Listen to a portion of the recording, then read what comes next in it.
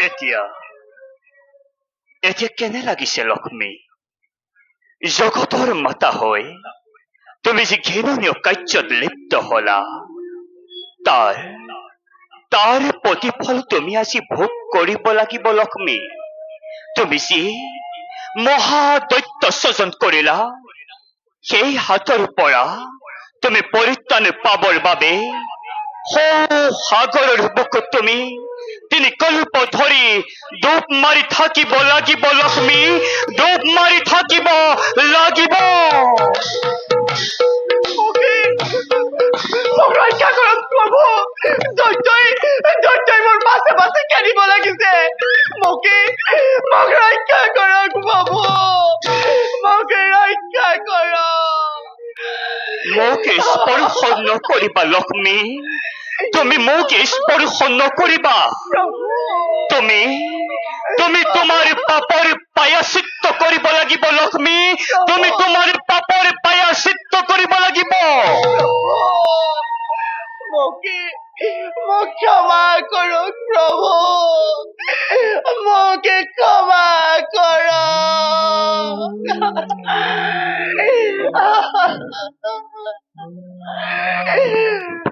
অবলা নাৰী মই দুৰ্বলে মুহূৰ্ত পাই নকৰিবলগীয়া কাম কৰিলো মোক ক্ষমা কৰক প্ৰভু ক্ষমা কৰক লক্ষ্মী আজি তুমি দৈত্য শাসন কৰিলা সেই দৈত্যৰ আগত মোৰ এই সুদৰ্শন চক্ৰ আজি এক সাধাৰণ অস্ত্ৰ দি হৈ পৰিণত লক্ষ্মী সেয়েহে তুমি দৈত্যৰ পত্নীত্বৰ গ্ৰহণ কৰাৰ বাহিৰে অন্য উপায় নাই লক্ষ্মী অন্য উপায় নাই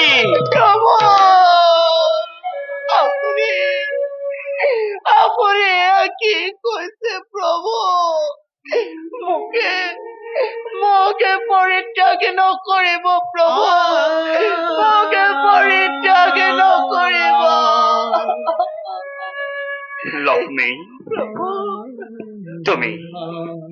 তুমি যি মহাদৈত্য স্বজন কৰিছা সেই দৈত্যৰ হাতৰ পৰা তুমি কতো সাৰিব নোৱাৰিবা লক্ষ্মী সেয়েহে তুমি তিনি কল্প ধৰি সাগৰৰ বুকুত ডুব মাৰি থাকিব লাগিব যিহেতু তুমি দৈত্যৰ পত্নী সেয়েহে দৈত্যৰ পত্নীত্বৰ গ্ৰহণ কৰাৰ বাহিৰে অন্য একো উপায় নাই লক্ষ্মী অন্য একো উপায় নাই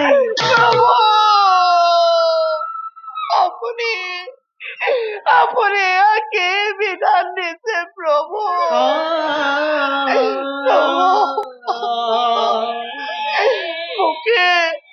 মোকে ক্ষমা কৰক প্ৰভু ক্ষমা কৰক লক্ষ্মী ক্ষমা কৰাৰ কোনো প্ৰশ্নই আহি নপৰে লক্ষ্মী আজি সৌদৈত্যই উচ্চ স্বৰে জগতবাসীৰ আগত চিঞৰি চিঞৰি কৈ গল লক্ষ্মী হেনো তাৰ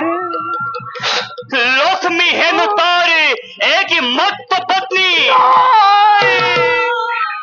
সেয়েহে তুমি দৈত্যৰ পত্নীত্বৰ গ্ৰহণ কৰাৰ বাহিৰে অন্য উপায় নাই লক্ষ্মী মোৰ মৃত্যুই শ্ৰেষ্ঠ আপোনাৰ সুদৰ্শনেৰে মোৰ মুণ্ড ছেদন কৰি মহাসাগৰতে পেলাই দিয়ক মই তাকে কামনা কৰিছো প্ৰভু মই তাকে কামনা কৰিছো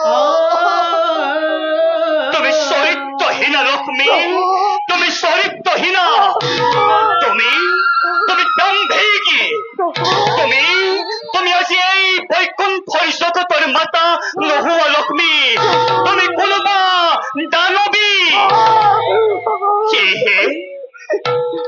সেয়েহে মই তোমাক লক্ষ্মী সেয়েহে মই তোমাক পৰিত্যাগ কৰিলো।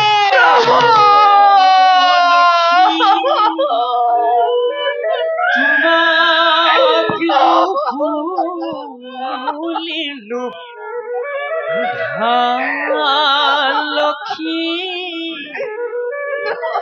তোমাক ভুলিলো ও ব্ৰহ্মাণ্ড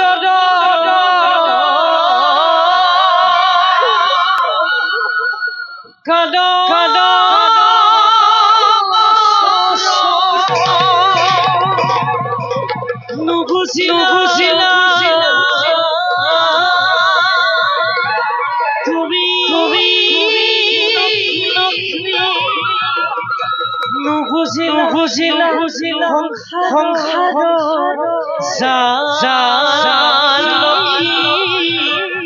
তোমাক নুগুলিলো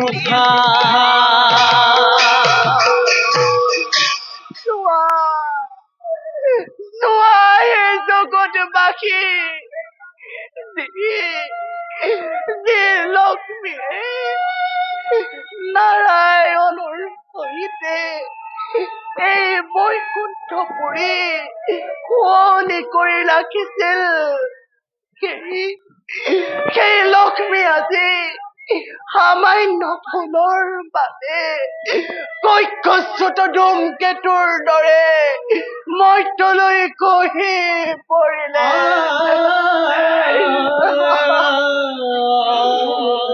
দেৱৰ্ষি, তুমি মোক যি কুমন্ত্ৰণা কৰি জগতবাসীৰ ওচৰতে হেয় জ্ঞান কৰি এই জগতৰ অনাদৰ পাত্ৰ কৰিলা, মই তোমাক দিছো অভিশাপ। তুমিও এদিন মৰ্ত্যলৈ খহি পৰিবা। প্ৰভু, যোৱাৰ আগতে সেই সেৱা কৰিলো আপোনাৰ চৰণত। জনমে জনমে পাও যেন আপোনাকে স্বামী ৰূপে। লক্ষ্মী প্ৰভু, স্বৰ্গ মৰ্ত্য এই পাতাল এই তিনিও লোকতে তুমি হাৰি সত্যৰ হাতৰ পৰা ৰক্ষা পাব নোৱাৰিবা। তুমি আজি চিন্তা কৰিছা লক্ষ্মী, তুমি আজি চিন্তা কৰিছা সমগ্ৰ বিশ্ব ব্ৰহ্মাণ্ডই জানে দেৱঋষি নাৰদ এজন তুতকীয়া বুলি। সঁচাকে মিছা কৰা আৰু সঁচাকে মিছা কৰা দেৱঋষিৰ যুগে যুগে চলি আহিছে লক্ষ্মী। আৰু সেই দেৱঋষিৰ কথা তুমি আজি জ্ঞাত হৈছা। লক্ষ্মী, দাম্ভিক নাৰী তুমি। লক্ষ্মী, আজি গৰ্বিত নাৰীৰ উপযুক্ত শাস্তি হৈছে।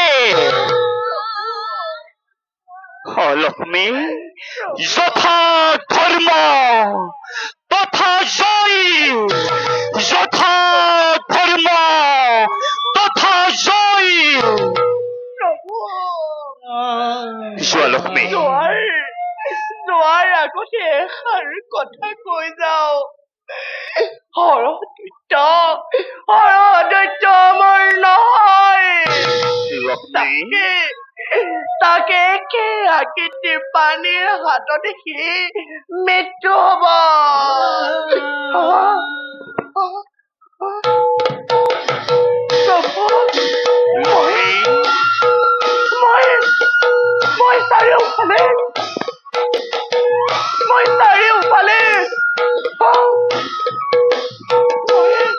মই চাৰিওফালে অন্ধকাৰ দেখিছো প্ৰভু। মই চাৰিওফালে অন্ধকাৰ দেখিছো।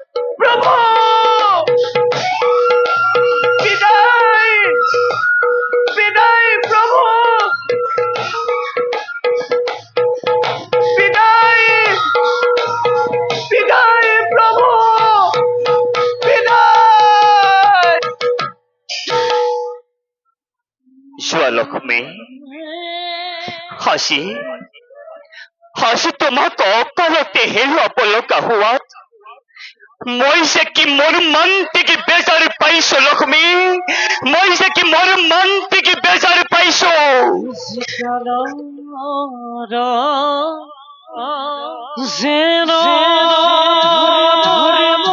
লক্ষ্মী মোৰ এই হৃদয় ভাগি একেবাৰে চুৰমাৰ হৈ গ'ল লক্ষ্মী চুৰমাৰ